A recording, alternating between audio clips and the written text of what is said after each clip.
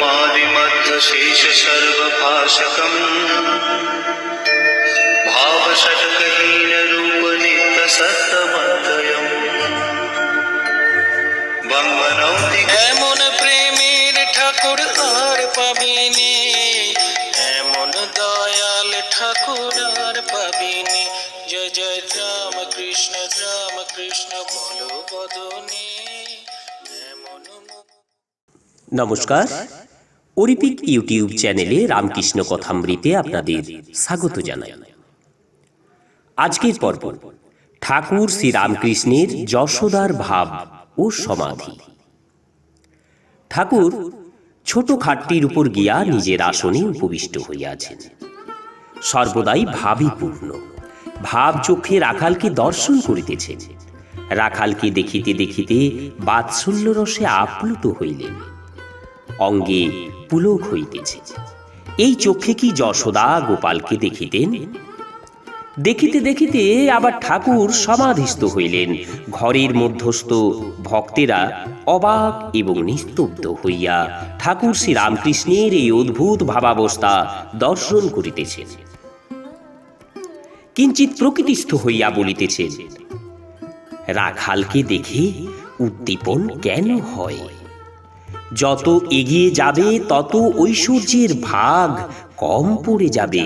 সাধকের প্রথম দর্শন হয় দশভুজা ঈশ্বরী মূর্তি। সে মূর্তিতে ঐশ্বর্যের বেশি প্রকাশ। তারপর দর্শন হলো দ্বিভুজা, তখন দশাত নাই, অত অস্ত্র শস্ত্র নাই। তারপর গোপাল মূর্তি দর্শন, কোনো ঐশ্বর্য নাই, কেবল কচি ছেলের মূর্তি। এরও পরে আছে কেবল জ্যোতি দর্শন। তাকে লাভ হলে, তাতে সমাধিস্থ হলে জ্ঞান বিচার আর থাকেনি। জ্ঞান বিচার আর কতক্ষণ? যতক্ষণ অনেক বলে বোধ হয়, যতক্ষণ জীব জগৎ আমি তুমি এসব বোধ থাকে। যখন ঠিক ঠিক এক জ্ঞান হয় তখন চুপ হয়ে যায়, যেমন ত্রৈলঙ্গ স্বামী। ব্রাহ্মণ ভোজনের সময় দেখো নাই? প্রথমটা খুব হইচই, পেট যত ভরে আসছে ততই হইচই কমে যাচ্ছে। যখন দধি মুন্ডি পড়ল তখন কেবল সুপ সাপ, আর কোনো শব্দ নাই। তারপরেই নিদ্রা, তারপরেই সমাধি। তখন হইচই আর আদৌ নাই। মাস্টার এবং প্রাণকৃষ্ণের প্রতি লক্ষ্য করে শ্রীরামকৃষ্ণদেব বলছেন, অনেকে ব্রহ্মজ্ঞানের কথা কয়, কিন্তু নিচের জিনিস লয়ে থাকে। ঘর বাড়ি টাকা মান ইন্দ্রিয় সুখ, মনুমেন্টের নিচে যতক্ষণ থাকো ততক্ষণ গাড়ি ঘোড়া সাহেব মেম এইসব দেখা যায়। উপরে উঠলে কেবল আকাশ সমুদ্র ধুধু করছে। তখন বাড়ি ঘোড়া গাড়ি মানুষ এসব আর ভালো লাগেনি, এসব পিঁপড়ের মতো দেখায়। ব্রহ্মজ্ঞান হলে সংসার ভোশক্তি, কামিনী কাঞ্চনে উৎসাহ, সব চলে যায়, সব শান্তি হয়ে যায়। কাঠ পোড়বার সময় অনেক পরপর শব্দ আর আগুনের ঝাঁঝ, সব শেষ হয়ে গেলে ছাই পড়ল, তখন আর শব্দ থাকেনি। আসক্তি গেলে উৎসাহ যায়, শেষে শান্তি। ঈশ্বরের যত নিকটে এগিয়ে যাবে ততই শান্তি। শান্তি শান্তি শান্তি প্রশান্তি। গঙ্গার যত নিকটে যাবে ততই শীতল বোধ হবে। স্নান করলে আরো শান্তি। তবে জীব জগৎ চতুর্বিংশতি তত্ত্ব এসব তিনি আছেন বলে সব আছে, তাকে বাদ দিলে কিছুই থাকেনি। একের পিঠে অনেক শূন্য দিলে সংখ্যা বেড়ে যায়, এককে পুছে ফেললে শূন্যের কোনো পদার্থ থাকেনি। প্রাণকৃষ্ণকে কৃপা করিবার জন্য ঠাকুর কি এইবার নিজের অবস্থা সম্বন্ধে ইঙ্গিত করিতেছেন। ঠাকুর বলিতেছেন, ব্রহ্মজ্ঞানের পর, সমাধির পর কেহ কেহ নেমে এসে বিদ্যার আমি, ভক্তির আমি লয়ে থাকে। বাজার চুকে গেলে কেউ কেউ আপনার খুশি বাজারে থাকে, যেমন নারদ আদি। তারা লোক শিক্ষার জন্য ভক্তির আমি লয়ে থাকেন। শঙ্করাচার্য লোক শিক্ষার জন্য বিদ্যার আমি রেখেছিলেন।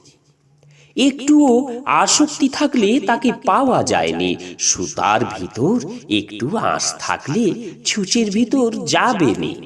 যিনি ঈশ্বর লাভ করেছেন তার কাম ক্রোধাদি নামমাত্র, যেমন পোড়া দড়ি, দড়ির আকার, কিন্তু ফু দিলে উড়ে যায়।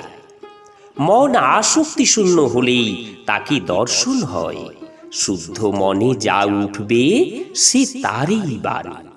শুদ্ধ মনও যা, আর শুদ্ধ বুদ্ধিও তা, শুদ্ধ আত্মাও তা। কেননা তিনি বই, আর কেউ শুদ্ধ নাই।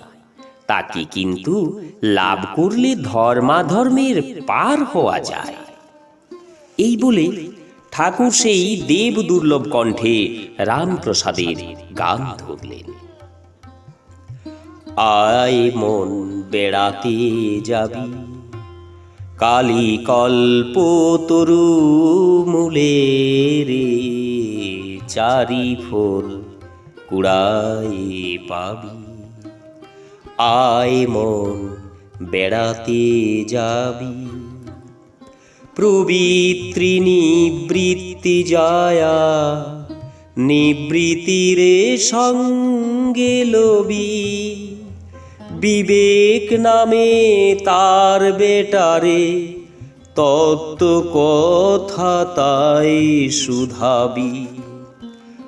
আয় মন বেড়াতে যাবি, আয় মন বেড়াতে যাবি, কালী কল্প তরু মূলে, চারি ফল কুড়াই পাবি।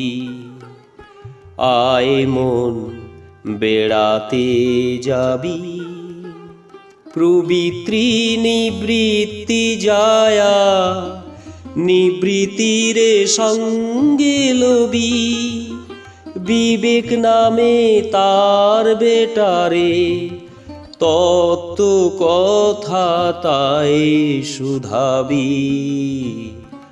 আয় মন বেড়াতে যাবি, আয় মন বেড়াতে যাবি। নমস্কার, আজ এই পর্যন্তই। রামকৃষ্ণ কথামৃত যদি আপনাদের ভালো লেগে থাকে তাহলে সমস্ত রামকৃষ্ণ প্রেমী এবং রামকৃষ্ণ কথামৃতের ধারাবাহিক পর্বগুলি শ্রবণ করার জন্য চ্যানেলটি অবশ্যই সাবস্ক্রাইব করুন। সবাই সুস্থ এবং ভালো থাকুন। আসছি পরের পর্বে। নমস্কার, ধন্যবাদ।